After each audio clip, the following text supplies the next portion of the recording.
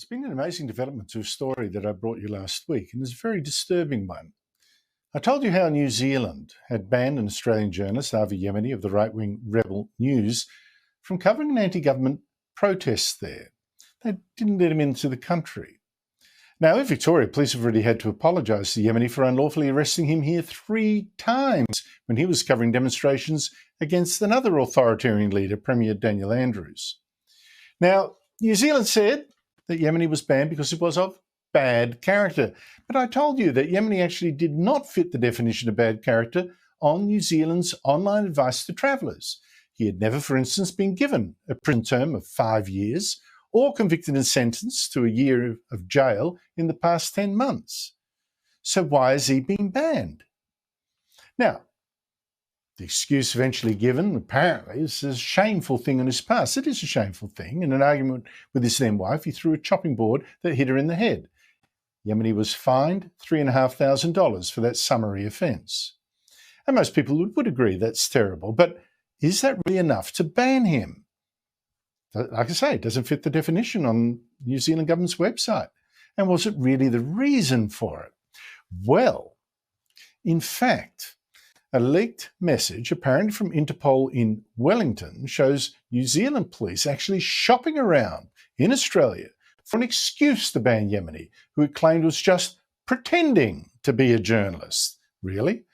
Now, it apparently sent this message to Australian police saying New Zealand police would like to stop Yemini and a colleague from entering New Zealand and urgently seek any information regarding criminal convictions or any information tending to show they are individuals of bad character, associated with criminal groups and individuals, or far-right extremism groups.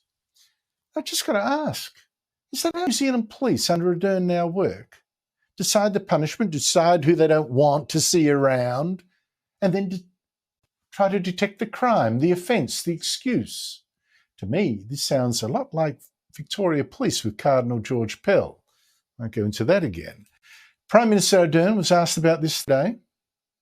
Do you have any comment on claims today that New Zealand police went on a fishing expedition looking for negative information about a social media figure in Australia called Avi Yemini and a man called Ruskin Fernandez, who planned to come here for the protest Destiny Church rally last Tuesday, one of whom was turned away at the border?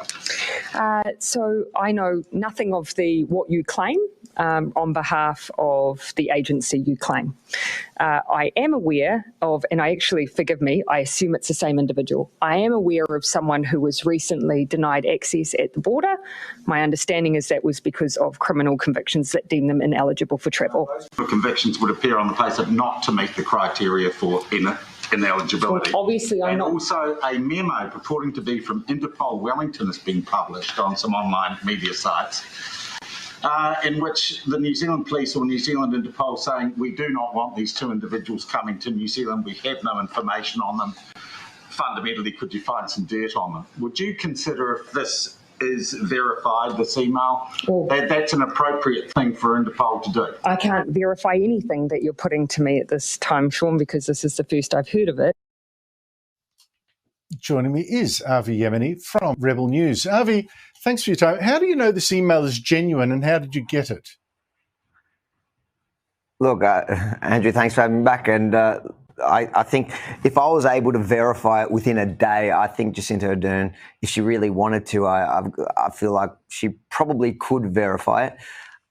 We got it through a right-wing website that has a reliable source, and we checked with our own sources before publishing it. And to be honest, Andrew, I'm assuming you got a few apologies over the weekend from people that said that, 1, you were minimising my conviction, and 2, you were peddling a conspiracy theory that I was banned for anything other than that summary conviction. So I'm assuming, I think it was Grace Tame in particular, and PR guy. I do warn certain people, Avi, like Grace Tame, the former Australian of the Year. I have said I don't sue people, right? I have said I don't sue people, and I probably won't. But one day, maybe I will snap and I will sue, because saying that I excuse, pedophiles, she didn't say that, but domestic violence and all that, I don't. And they should watch out. They should watch out, apart from just doing the right thing. But anyway, you're convinced this email is true, is genuine. It shows New Zealand police saying they wanted to ban you even before they had any proof that you'd done anything wrong. We have nothing. We want to ban him. We want to make sure. Yep.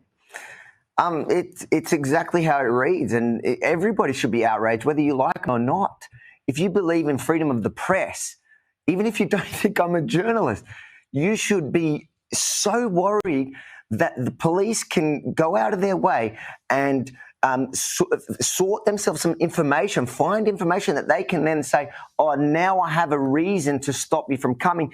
And even then, when the reason is so flimsy, when according to their own laws, it's not even justified. The entire thing was politically motivated. And in fact, it goes against Interpol's own constitution, where they say they cannot be politically motivated. Their email opens up saying New Zealand police don't want these people to come to a protest. How can that be anything but political, especially if you don't think we're journalists? So you're saying we went there to protest, meaning it is completely political according to you, yet you're doing it when it is against the Constitution in Interpol. So I tell you, Andrew, watch this space, and I appreciate you standing up for what's right from the beginning, even when it's unpopular. I know sometimes it's quite lonely to stand with Avi Yemini.